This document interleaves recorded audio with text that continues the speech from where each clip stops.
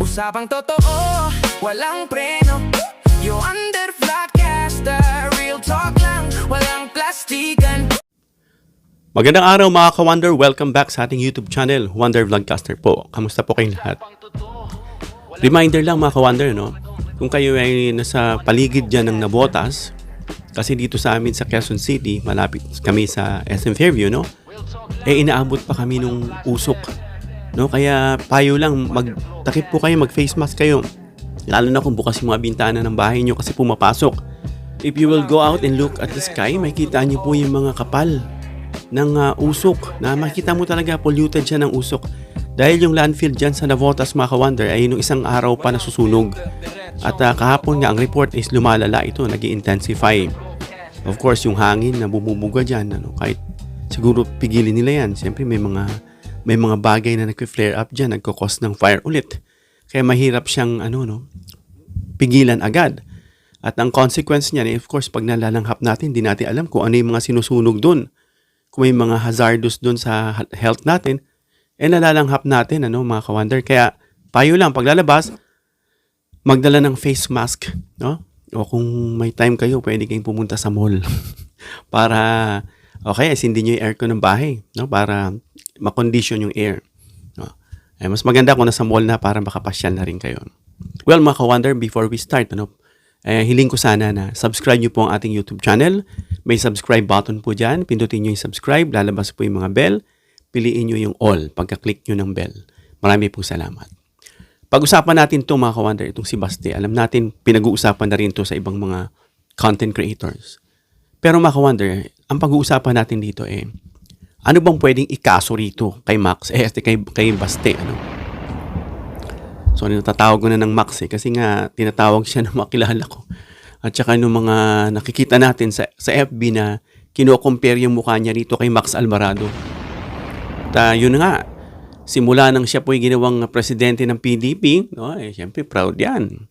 Siyempre mayroon niyang mga ibig sabihin, na tatakbungang senador yan, At may sinabi siya during yung kanilang ceremony, May video rito mga ka-Wonder at pakinggan natin. Hindi ko siya pinakinggan lahat, Kasi pag pinakikinggan ko, sumasakit yung tenga ko mga ka-Wonder, kasi lalo na yung mga didilis doon, na nakikinig, do that. Tapos, magluluksa na yung Malacanang, parang mga ganun. Ibig sabihin, magluluksa. Alam mo niya, ibig sabihin, pag nagluluksa, Siyempre, kapag yan, isinawata mo at dinisiplina mo, dinakip mo, hindi po. Ganun lang yan, katatapang sa bunganga. Parang ito, si Baste. Tapang, Kasi dito sa video niya, mga ka-Wonder, maari itong maitag bilang isang banta. Paunoorin muna natin, mga ka-Wonder, kung ano ba sinabi nito. Nung nagsimula yung kampanya noong 2022, kasama na yung kapatid ko, the Vice President. Siyempre, inisip ko rin, siguro, itong tao na to gusto maging presidente, he will retain the Marcos family name. So, hindi ko naman talaga inisip na may ganun din pala kagago yung tao na yan. Siguro nasa isip niya, kung sira na yung pangalan namin, sirain ko na lang lalo. Just hold on to it. And someday, awa ng Diyos talagang may Diyos talaga. And may hustisya talaga. Magagamit natin ang Pilipinas natin at pinapanaginip natin.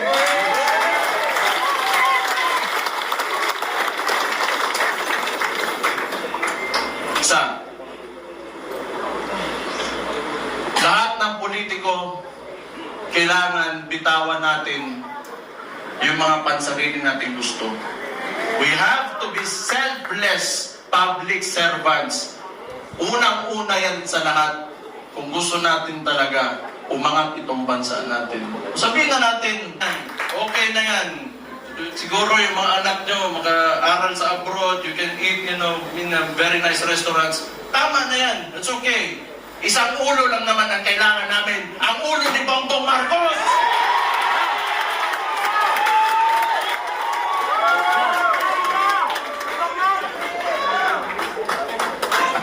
Nagluluksa na ang Malacanang! Kaya, you know, So yan mga ka-wonder, ano? Nasarapan sila. Nasarapan din tong si Basti, no? Ito yung mga naririnig natin noon na hindi naman naririnig yan sa politika. Diyan lang yan sa Davao. Nabigyan ng pagkakataon, kumbaga isang tao, nabigyan ng mikropono, nasarapan. At yun, tinuloy-tuloy na, mga ka-wonder. Sabi niya dyan, ano, na akala daw i-redeem ni PBBM yung pamilyang Marcos. Isa rin daw GAGO, sinasabi niya, no? Pero ito yung pinagbibigyan natin tuon dyan, yung sinabi niyang isang ulo lang naman daw ni PBBM, ni Marcos ang kailangan nila. Siguro ito mahilig tumanood ng mga pelikulang Pilipino noong araw, ano. At yung mga ganyang mga kataga nila, ano na yan, gasgas na yan sa mga Duterte, sa mga bubig nila, sa tatay niya, kay Sara, sa kanya, kay Pulong. Alam mo yun, yung pag-gangster na style, yung pa-siga-siga. Kasi yan ang gusto ng DDS. O yan ang gusto nila. No, meron nga akong nakitang video, no, na although AI lang to, pero doon yung illustration na matatawa ka. Na may isang DDS daw na ospital. Tapos tinignan yung x-ray. Sabi ng doktor, kaya pala, ganyan sila mag-isip kasi maliliit yung kanilang mga utak. No? Kaya isang pisak lang ng bibig ng mga puon nila, tuwang-tuwa sila. Talagang sarap na sarap itong mga to.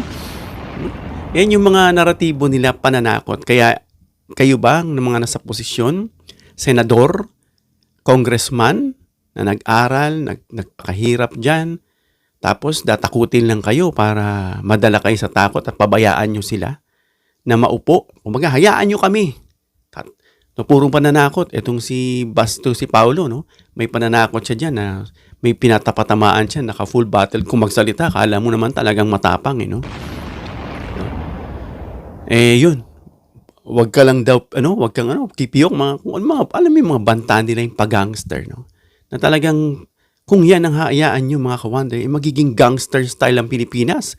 Gaya nito mga didilis, na kung interview mo, pati ugali nila, gano'n. Pero sabi sa psychology, yung ibang mga DDS dyan, kung sumagot ka, alam mo, na pang-asar, pero pikon na yan deep inside nila. Kasi bakit? Yung poon nila feeling ino-oppress, mga ka-wonder. No? Kaya pag may nakita kayong ganyan, huwag kayo maasar. Kasi yan talagang deep inside their hearts.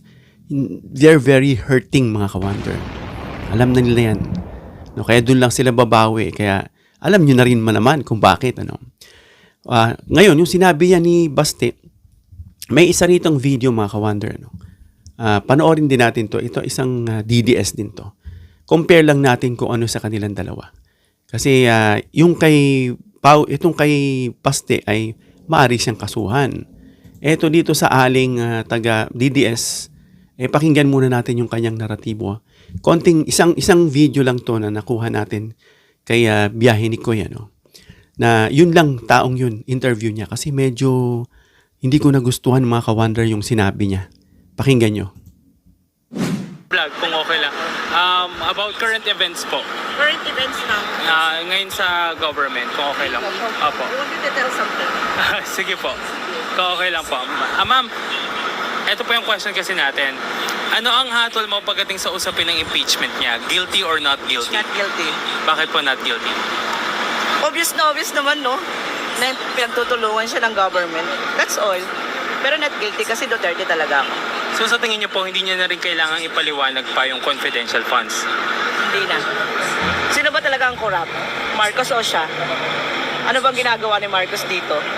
Driver ng jeep yung asawa ko, pero ano nangyayari? Wala pa siyang ginagawa. Hindi nga sapat yung binibigay niyang ayu-ayuda eh. Now, pagdating naman po sa notice of disallowance ng COA sa kanya na 73.2 million, ano pong masasabi niyo doon? Not guilty pa rin. Hindi ka rin liwanag. Sino bang mas corrupt ngayon? 73 o yung nangyayari ngayon? Kailan kaya siya mamamatay? Kasi yun yung nakikita ko sa post eh. Pero sana talaga mamatay na siya, no? Para pumalit na siya. So tatakbo siyang Pangulo, anong masasabi? So hanggang doon lang, maka-wonder, medyo mahaba-haba itong kinuha natin para dito sa exclusive na video na to. Kasi ang kanyang mga naratibo rito, hindi guilty si Sara. Okay, opinion niya yan, no? Pero tapos sinabi niya na yung asawa niya raw, driver, sinisisi niya si PBBM dahil daw hindi sapat yung ayuda. Akala niya kasi ang dapat na asikasuhin ay yung mga driver. Parang yung driver lang talaga ang pinaka naapektuhan ditong sa Middle East. Alam natin na mimigay si PBBM, no? At ng tigli 5,000, no? At iba pa diyan, may mga alam ko may iba pa siyang itinutulong para sa mga driver. At of course, hindi lang driver, pati yung mga namamasada. Kaya hindi niya tinaas yung pasahe. At isa pa diyan, mga ka-wonder, ginagawa ng Pangulo ang lahat. Kaya nga may good news simula bukas. May rollback ang gasolina. 20 pesos mahigit sa gas at sa diesel yata 4, parang ganun. Yun yung balita ngayon, mga ka-wonder. Kaya ibig sabihin, ginagawa ng Pangulong lahat. Ultimo pakikipag-usap dyan sa Iran, dyan sa Strait of Hormuz. At binagbigyan tayo ng Iran, ano? At yung oil, no, na galing dyan, yung crude oil na galing sa Russia na mura pero nagagamit. No, lahat ginagawa ng Pangulo, pero kasi pag ikaw ay nakapako ka lang sa isang tao, kasi anong sagot niya? Not guilty pa rin kasi Duterte ako eh. Diba ang talino? Kapag ganyan yung mga sagot ng mga DDS, kasi Duterte ako eh. Yun ba ang dahilan kung bakit hindi guilty? How about yung pag-iwas niya na ayaw niyang harapin yung impeachment trial? Yung mga umaakusa sa kanya at yung mga ebidensya. How about that? Diba? Diba? Yan yung mga sinasabi natin, mga ka-wonder, na kung ito'y pakikinggan ng kapwa nila mga DDS ay wala, lalo na pag hindi nag-iisip, ano? No? Hindi naman lahat ng DDS ganyan eh. Kasi may kilala ako mga DDS na matalino at hindi talaga kumakampi basta. Na DDS sila dahil DDS yung tatay niya, DDS yung kamag-anak niya. Pero may sarili siyang desisyon, no? Ang desisyon niya nga eh, I think hindi muna dapat tumakbo yan. No? Kasi I think somehow sa panahon ni Duterte parang nakatikim sila ng ginhawa o ganun ang pananaw nila. Pero habang tumatakbo yung panahon ay nalilinawan. Yun yung mga maayos. Hindi dahil sa inaalis natin sila sa pagiging Duterte, kundi binibigay natin sila ng linaw. Mamili ka sa kalinawan, hindi sa tao. Hindi ka titingin sa tao, kundi dun sa katotohanan. Kasi kung pag sinabi mo kasi Duterte ako, nakalak ka na. Whether mali yung tao, wala kang pakialam. Kahit tama yung pinaliliwanag against sa kanila. Wala ka na doon. So sabi niya, no, na mamatay na raw yung Pangulo, yun daw kasi naririnig niya. Pero, kumuha pa siya ng sarili niyang opinion, pero sana mamatay na nga raw talaga siya. Ganun sila katatapang. Kasi bakit? Kasi ako minsan, nag-iisip, no, bakit ganito ang ating Pangulo? Although may mga dinakip naman talaga, yung mapatutunayan talagang threat. Kaya kayo mag-iingat-ingat kayo, mga bunganga nyo diyang mga ibang DDS. Magbantay lang kayo kapag magkamali kayo kasi dadakipin kayo. Kagaya nitong mga nagpapa-headshot, yan, threat talaga yan. Kasi itong sinabi ng Ale, ay hindi siya may tuturing mga ka-wonder na threat. May tuturing siya na protected speech, ano? Kasi yun yung niya eh, na sana, no? Hindi niya naman sinabing papapatay kita. Medyo protected siya, no? Yun nga lang yung kanyang opinion para sa akin is distorted. No? Talagang wala sa lugar. Kasi bakit? Nakatuon lang siya kasi Duterte ako. Hindi dapat ganun. Dapat sa bayan ka tumitingin, hindi sa tao. No? Ayan. Ngayon, balik ka naman ito sinabi ni Baste, no? Na siya ba ay pwedeng kasuhan, mga ka-wonder? Dito sa sinabi niya sa kanyang speech. Itong si Baste, alam naman natin na katatapos lang ng pag-a-appoint sa kanya, no? Bilang president ng PDP. No? Pinalitan niya itong si Robin. No? Kaya mga ka-wonder, ang tanong natin, ang banta na sinabi ni Baste, maari ba siyang sampahan ng kaso? At anong mga kaso ang maaring isampa sa kanya? So ang sagot dyan, mga ka-wonder, ay oo. No, kung mapatunayan yung tunay na banta niya, yan, nakalagay yan sa national TV, sa mga social media, no, na sinabi niya, ulo lang naman ni Marcos ang kailangan natin. No, tingnan natin kung ano ba yung sinasabi niyang ulo doon. Kasi alam mo na, medyo makata itong mga to, kakapanood siguro nito ng mga pelikulang luma, ano? Kung yan ba is serious o literal. At may sumigaw pa ron, magluluksa na raw ang Malacanang, sabi niya. Kala mo mga katiponero, ano?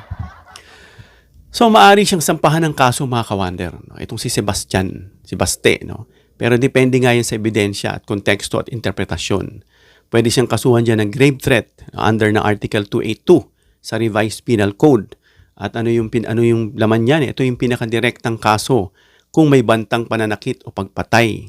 Sabi niya lang naman kasi kailangan niya ng ulo eh. Bakit? Ano ba meron sa ulo? Para yung kapatid niya. Yun, may threat talaga yun. Kaya may kaso yan. Na gusto niya parang gusto niya raw ihiwalay. Parang ganun, ano? Correct me if I'm wrong, ha? Parang ganun eh. Parang sinabi niya, minestra niya. Sabi nga ni Tulfo, may saltik, may diferensya. Biruin mo, sasabihin mo, iaanhin mo yung Pangulo. Kaya isa yun sa kaso niya. No? Kaya wag masyadong, masyadong gigil. Ha? Kasi kakasuhan talaga kayo. At isa pa, kung malinaw at seryoso yung intensyon, alam naman natin, sinabi ng kapatid niya yun.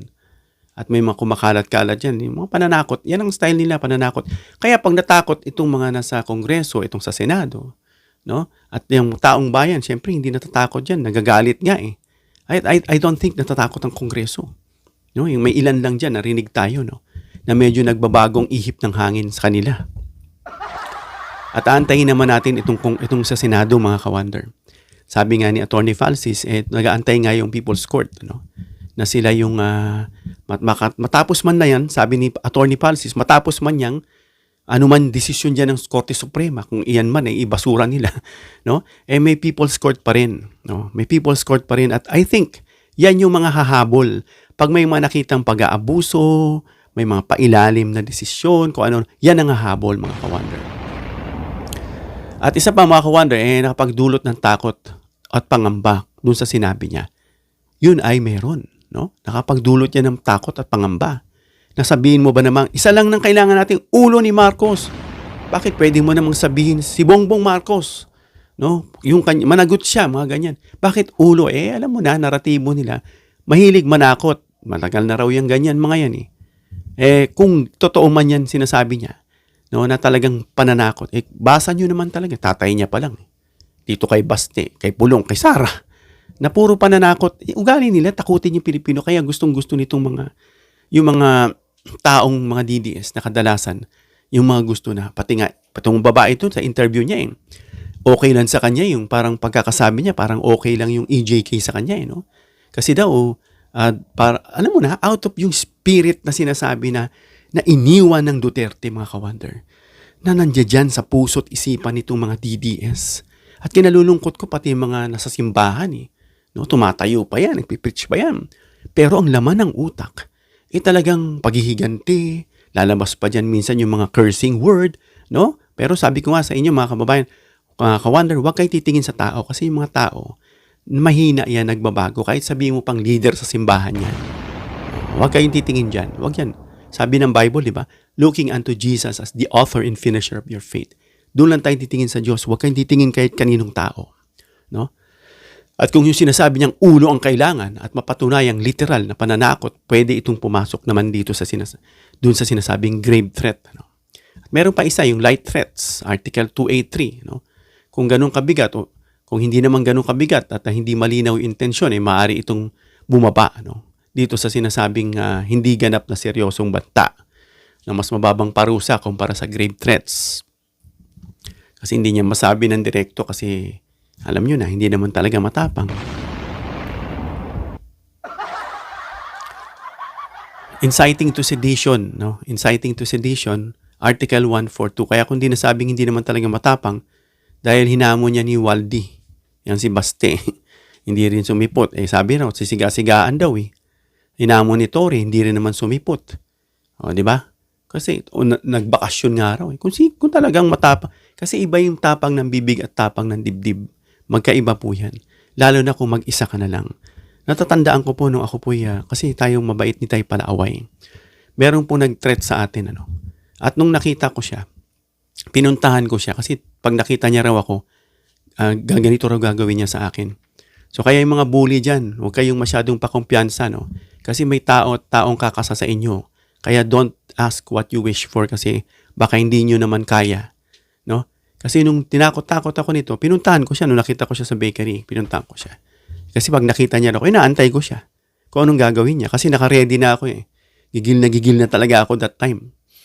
Tinitignan ko siya, hindi naman siya nakayuko lang siya. Bibili lang siya, bumili siya ng soft drink, sabay umalis na siya. Minsan may mga ganun tao, no? Na, kasi may personality rin minsan yung mga tao na tahimik lang. Pero kapag inano mo, nagkikimkim ng galit, no? Hindi naman mag-uumpisa yan, nag-aantay lang na mag-umpisa ka. Kasi parang self-defense ang lalabas. Kaya may mga ganyan tao na mag-ingat kayo, kabubuli nyo sa kapwa. No? Wala kayong karapatang mambuli sa kapwa nyo. Dahil bakit? Alam nyo, may batas dyan. Pangalawa, kapag pinatulang kayo niyan at tumabas ng self-defense, tapos mangyari sa inyo yan, no? Kasalanan nyo rin. No? Kaya yung mga sinasabing isa pa, inciting to sedition, kung may nakita tayong inciting to sedition sa sinabi nitong si Baste ayon sa Article 142, no, kung ang pahayag ay nag-uudyok ng publiko laban sa gobyerno, ay isa lang naman ang kailangan natin, sabi niya sa tao. Yung ulo ni Marcos, hindi mo masasabing inciting yan. Kasi kausap niya tao sa publiko. Isa lang naman daw ang kailangan, ulo ng presidente. No? At may tono ng paghihimagsik. Wala bang tono ng paghihimagsik yan? O pag-atake sa otoridad? Ha? Yang sinasabing inciting at posible siyang kasuhan yan, mga ka-wonder. No? Dahil posibleng i-consider yan, no? Itong statement na sinasabi nag-i-encourage ng karahasan laban sa Pangulo o Estado. Pwede yung inciting to sedition. Isa pa yung unlawful utterances, yung mga sinasabi mga wala sa, na hindi naayon sa batas. No? Yung mga alarm scandal sa ilalim ng Article 155. Dahil maari itong magdulot ng panic at kaguluhan sa publiko. No? Na talagang yung mga ginagawa nila, panggugulo na mga ka-wonder. Siyempre, kasama rito si Baste. No? Dahil sa mga actuation sa sinasabi nila. Kaya mahalaga mga ka-wonder, hindi naman natin sinasabi na talagang guilty na ito. Sinabi ko lang yung mga punto na maaari ayon sa batas at ayon sa mga nakikita ng mga abogado mismo. No? Kaya dapat i-consider natin mga ka-wonder kung ang key context kasing mahalaga rito na literal ba o political rhetoric lang itong sinasabi ni Baste. Yung intent niya na balak niya bang isakatuparan yan? Kasi hinihikayat niya pa yung tao. Isa lang. Ang kailangan natin ulo ni Marcos, hindi ba panghihikayat na rin yan? Okay, interpret na lang yan ng batas. Ano? Yung odious impact, nagdulot ng takot o kaguluhan. Alam naman natin yung mga nangyayari ng mga rally. Kaguluhan talaga. Kaya yung iba dyan nakasuhan na ng inciting. No? At yung posisyon nila bilang opisyal, opisyal itong si Baste. No? Sabi ng babae, kinakalaban daw ng government si Sara. Kita mo magsalita. Hindi niya ba alam na government din si Sara Duterte? No? Na parang kinakalaban niya ba yung sarili niya? No? Itong sinasabi ni Basten bilang isang mayor, no? Parang ikaw mismo naghihimagsik ka sa administrasyon. No? Yung posisyon mo bilang isang opisyal, mataas ang expectation sa'yo, pero ba't ganyan ka manalita kung naghihimagsik ka sa Pangulo? Kaya mga ka-wonder, ang bottom line yan kung pwede ba siyang kasuhan, ang madaling salita ay oo. Pwedeng kasuhan kapag matpatunayan, seryoso ang banta. No? Kasi ang pinakamalaking kaso nga, gaya ng sabi natin, yung grave threats. No? At yung maari din yung mga light threats, inciting to sedition, yan yung mga pwedeng ikaso rito kay Baste. Kayo mga ka-wonder, anong opinion nyo? Ano sa tingin nyo ang pwedeng ikaso sa kanya? Dapat ba siyang kasuhan o hindi? Hanggang dito lang tayo mga ka-wonder. Comment down below your opinion para mabasa natin mareaksyonan. Please give it a thumbs up if you like this video para ma-share ni YouTube sa iba pang viewers. Please share this video mga ka-wonder para malaman nila kung anong maaring pwedeng isang pangkaso dito kay Baste Duterte. Please subscribe, hit the notification bell icon and choose all bilang suporta sa aming mga content creators. Hanggang sa muli mga ka-wonder. God bless.